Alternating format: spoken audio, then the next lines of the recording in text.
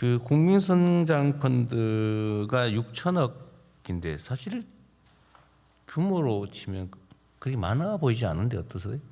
네, 이게 그 당시 이게 설정할 때는 그 과거에 뉴딜 펀드가 한 1,400억 원 정도였거든요. 그러니까 그거의 한 4배 정도 됐고, 그때는 또 이 세제 같은 것들이 확정이 되지 않은 상태였고, 그다음에 주식시장이 또 이런 정도로 또 활성화되는 것들이 이제 가만히 안 돼서 그 당시에는 그 6천억조차도 시장에서는 좀 도전적인 거 아니냐 뭐 그런 부분이었는데 지금 현재 상황은 말씀하신 대로 다 이제 소화가 되는 상황이 좀 바뀌었습니다.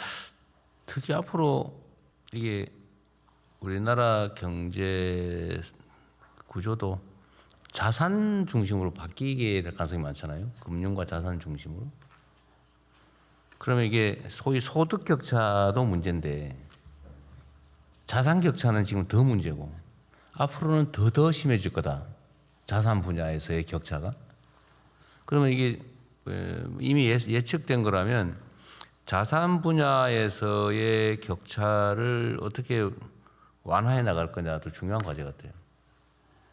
지금 사실 주식시장도 이게 대형 우량주 가지고 있는 사람들은 되게 막 10배, 막 20배 이렇게 올랐는데 아예 주식을 아예 안 가지고 있으면 사실은 완전히 또 배제돼서 주식 자산을 가지고 있냐 아니냐로 차이도 확 벌어지고 있잖아요 지금.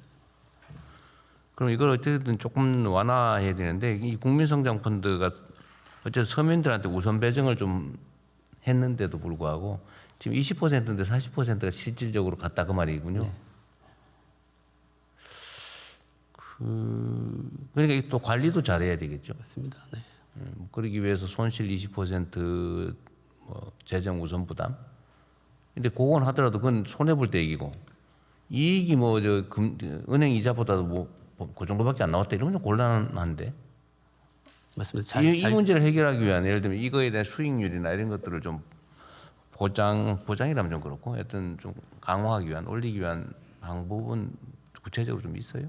네, 말씀하신 대로 이제 손실 같은 경우 흡수해 주는 거는 밑바닥의 안정 장치고, 그다음에 세제 같은 경우는 그래도 기본적으로 수익률을 확보해 주는 그런 측면이 있고, 근데 제일 중요한 건 결국 잘 굴려야죠. 그러니까. 네, 잘 굴려야 되는 건데 결국 이제 운용사들을 저희들이 10개를 이제 선정을 했는데요. 그 경쟁 체제로. 네, 경쟁 체제로 하고 예전에는 그냥 획일적으로 했다면 대중소로 또 나눠서도 하고. 하여간에 이 운영하는 데서 굉장히 저희들이 신경을 많이 쓰고. 네, 경쟁을 확실히 좀 촉진을 좀 하긴 해야 되겠네요. 네, 맞습니다. 네. 수시로 공개를 좀 한다든지 뭐 압박하기 위해서. 그리고 또 운용사 같은 경우 이게 어떻게 보면 국민 자금을 운영하는 거기 때문에 굉장히 레퓨테이션 리스크도 있고 그렇기 때문에 아주 최고의 인력들을 여기다 배치해서 예. 이거 자주간에 이런 거 운영 잘하면은 뭐 정부 예를 들면 재정 집행, 정책 금융이나 뭐 이런 것들에 인센티브를 주든지 뭐 이런 것도 고민을 좀 해봐야겠네요. 어쨌든 이거는 제가 보니까 이게 저한테도 막 메시지 줘가지고 나는 왜 가입할 기회가 없습니까? 뭐 준비했는데 이번에 못했어요. 뭐 그런 분도 있더라고요. 제 SNS에도 그런 식으로 많이들 올라와 있습니다. 네. 근데 여기 기대가 이제 꽤 있는 거예요. 네. 이게 아마 주식시장 하락을 보면서 좀 배제됐던 소외감을 느꼈던 분들이 여기서 기회를 좀 찾아보겠다는 생각도 있으신 것 같은데. 근데 그런 면들을 고려해서 이게 정말로 뭐 크지는 않겠지만 자산 격차를 조금이라도 완화하거나 아니면 격차 확대를 좀 줄이는데 기여했으면 좋겠어요. 운영은 정말 잘해야 되겠다는 거죠. 네.